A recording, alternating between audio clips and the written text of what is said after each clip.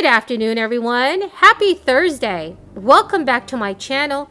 Here's your daily news report and fourth stimulus check update. A new economic recovery bill has just been passed. The monthly payments of the child tax credits has lifted 3 million children from poverty. The three winners of this week's Walmart gift card giveaway are Victoria Nolan, Donna Durbin, and Joaquim Raposo. Congratulations to all three of you. Remember, everyone, that next Friday, I will be giving away more gift cards. Please tune in for more details to the new giveaways.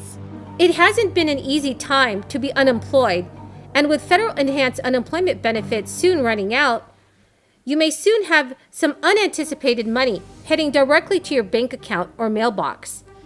If you receive unemployment benefits in 2020 and paid taxes on that money, you will be getting some or all of those taxes back via direct deposit or in the mail. The American Rescue Plan Act of 2021 was passed by Congress and signed into law by President Biden on March 11th of this year. One of the provisions in the plan was that taxes on up to $10,200 in unemployment benefits would be waived, and this is for people earning less than $150,000 a year. The Internal Revenue Service has already sent out nearly 8.8 million refunds, totaling over $10 billion. But another 1.5 million taxpayers will be soon receiving refunds in August. More taxpayers will receive money throughout this year. How much you will receive depends on how much you paid in taxes and on your unemployment income in 2020.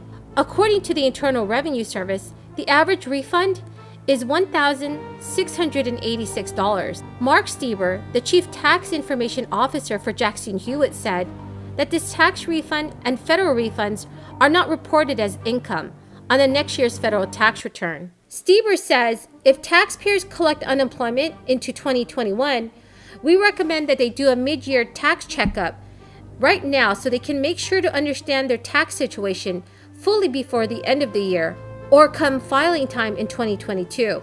You can have 10% of unemployment withheld for income taxes, which is a great help when filing taxes next year. The first installment of the child tax credit lifted 3 million kids out of poverty in July. That reduction represented a 25% cut in the monthly child poverty rate to 11.9% from 15.8%.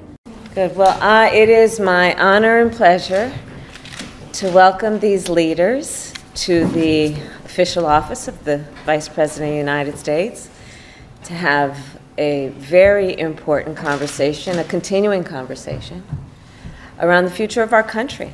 That really is the topic. That truly is the topic. The topic of our conversation is the topic of who are we as a country and the future of our country. And it is my privilege and pride to welcome you here today to talk about this. And let's be clear, and I don't have to tell the people at this table. If anyone wants to know who are our dreamers, let me tell you who they are. They include members of our military. They are college students. They are people that work in Fortune 500, Fortune 50 companies. They are the 200,000 at least frontline workers who saved the lives and protected the lives of people they didn't know. That's who are our dreamers. And many arrived in their home country in the United States before they could walk or talk. Many have been living recently, for these years, a life of uncertainty, even though this is the only home they've ever known. And they deserve a pathway to citizenship. They deserve a pathway to citizenship. And so I want to make clear to the dreamers who are here and those who are watching from home, this is your home. This is your home. And we see you, and you are not alone. The President and I, needless to say, and I hope many of you saw his town hall yesterday, we are unequivocal that we recognize you for the Americans that you are, and that we recognize that you deserve all the rights that come with American citizenship. And so we will be tireless in fighting for a pathway to citizenship.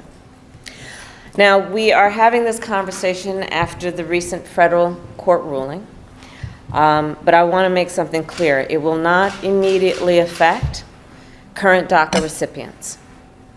Also, it will put hundreds of thousands of young immigrants in jeopardy, including Deanna, who you are about to hear from. But our administration is taking action. So through the United States Department of Justice, we have announced our intention to appeal the decision. Child poverty is a measure of the share of kids living in households below the poverty line. The Columbia analysis uses a monthly poverty measure that differs from the U.S. official metric, which is published once a year.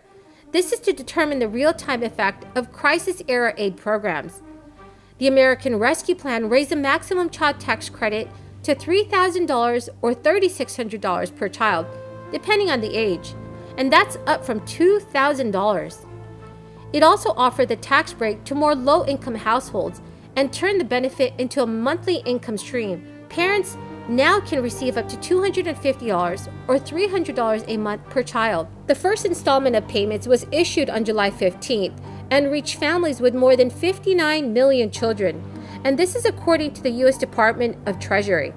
That is about 80% of all children in the United States. The Child Tax Credit Update portal now lets you opt out of receiving this year's monthly child tax credit payments. The Child Tax Credit Update portal now lets you opt out of receiving this year's monthly child tax credit payments.